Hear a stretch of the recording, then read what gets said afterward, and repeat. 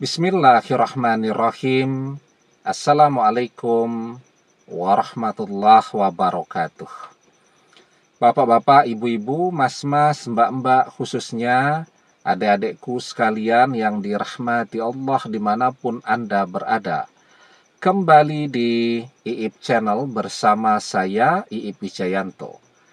Kali ini kita akan membahas tema mantan yang mengkhianati akan balik sendiri.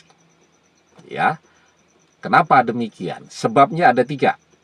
Yang pertama, mengkhianati artinya berselingkuh. Perselingkuhan itu ketertarikannya biasanya tidak akan jauh-jauh dari fisik.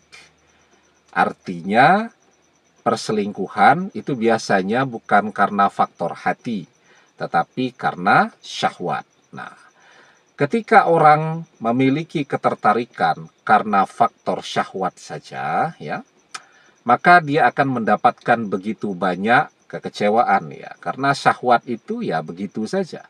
Begitu nafsu syahwat itu selesai, maka orang akan kembali kepada cara berpikir rasionalnya.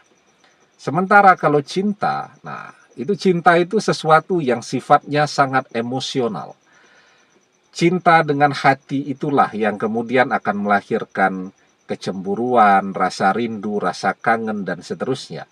Dan itu tidak ada di dalam ketertarikan kepada syahwat semata. Nah, artinya, cinta karena faktor syahwat itu akan cepat sekali membuat orang merasa bosan, merasa jenuh. Yang kedua, ketertarikan kepada syahwat itu akan membuat orang memilih dengan tergesa-gesa. Sehingga dia mengabaikan faktor-faktor yang seharusnya dia perhatikan. Seperti memang orang ketiga ini punya penampilan fisik yang luar biasa, menarik, mempesona, dan seterusnya. Tetapi orangnya itu matre. Wah, itu sudah stres duluan tuh kalau begitu mantan tahu ternyata matre.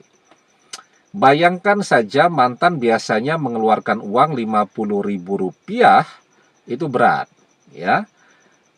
Misal nih ya, kita sedang ngantar mantan nih kemana begitu kan, lupa bawa dompet, mau ngisi bensin, pinjam duit dia dulu, Rp50.000 dia tagih.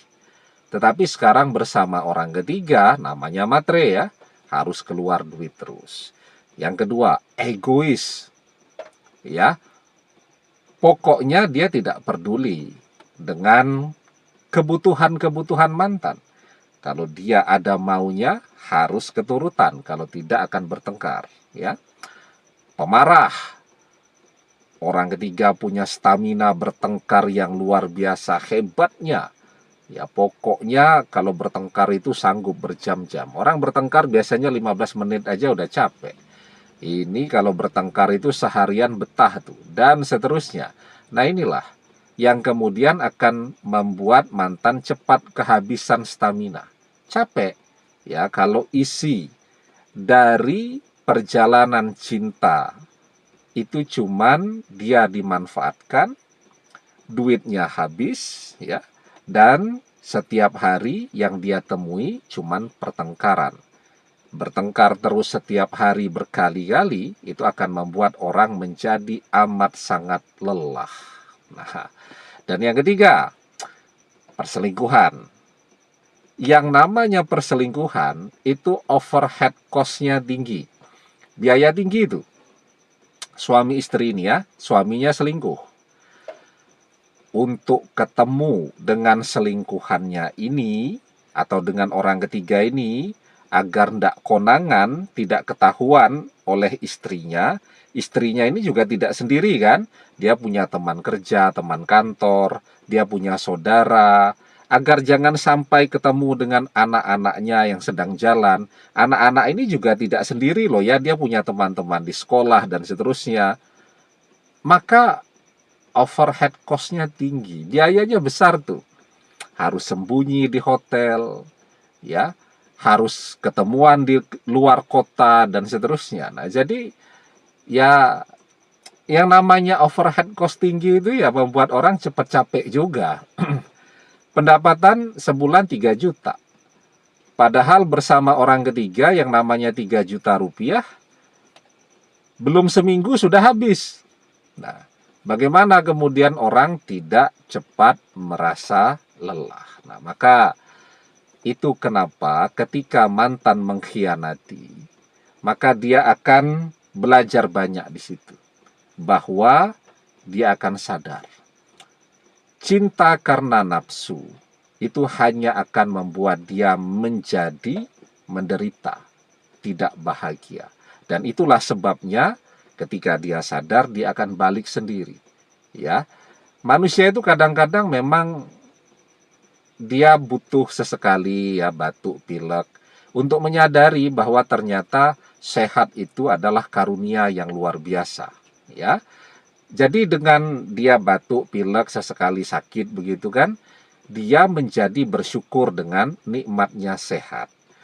Ketika manusia itu mengkhianati dan menemui kegagalan yang luar biasa, nah di situ dia akan belajar bersyukur ya bahwa ternyata yang terbaik untuk dia adalah seseorang yang pernah dia khianati. Ya. Dan itulah kehidupan. Kalau manusia tidak pandai bersyukur, maka bukan kebahagiaan yang akan dia dapatkan, justru azab dunia. Maka Allah Subhanahu wa Ta'ala mengajarkan kepada kita di dalam surat Ibrahim ayat yang ke-7. La'in syakartum la'azidannakum wa la'in kafartum inna azabil lasyadid. Jika kalian pandai bersyukur dengan nikmatku, kata Allah, maka akan aku tambahkan nikmatku atas kalian. Tapi jika kalian tidak pandai bersyukur, maka sesungguhnya azabku sangat pedih. Dikhianati, kehabisan duit, dan seterusnya. Termasuk bangkrut, nah itu adalah azab dunia yang luar biasa bagi manusia. Demikian, semoga bermanfaat. Wallahu a'lam bissawab, billahi taufik wal hidayah. Assalamualaikum warahmatullahi wabarakatuh.